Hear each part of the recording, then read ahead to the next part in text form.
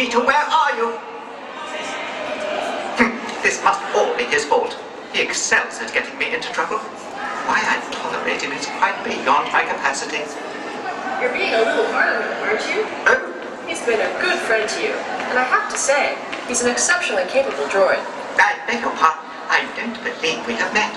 I am C-3PO Human-Cyborg Relations, and you already seem to know my counterpart. Well, my name is Cynthia Brazil, and I design robots, or droids as you call them. Couldn't help it over here, and I think you're underestimating R2.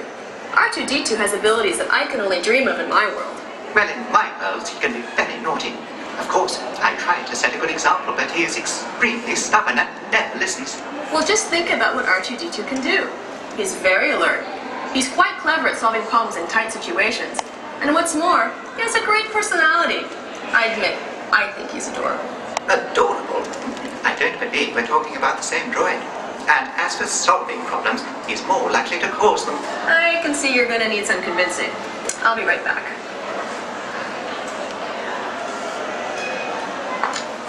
And since you have some time to spare, I should be most interested in your ideas, but don't expect me to reprogram my thoughts about that little bucket.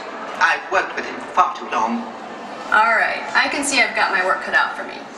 Let's start with some basic robot designs. I want you to meet 3 robots from my world. Let me introduce Dirty, Dull,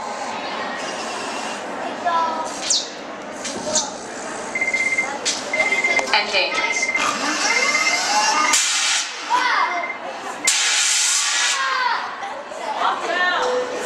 Each of these robots is designed to do a job that humans would find either dirty, dull, or dangerous.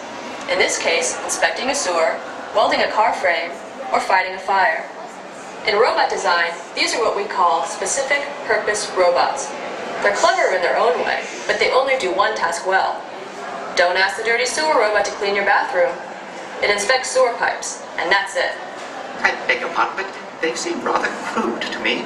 Hardly what I would call droids at all.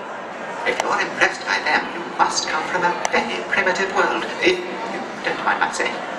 Not at all. And that's exactly the reason I find you and R2-D2 such an inspiration in my work. Making a robot that can adapt to different situations and perform many different tasks is something we're still struggling to do. I'm beginning to understand why you admire my counterpart so much, but I'm afraid I am still not entirely convinced. Fair enough. Let's look at it from a different point of view.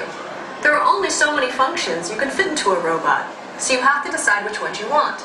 In my opinion, the ability to physically move is an important one. Can we get that monitor back in?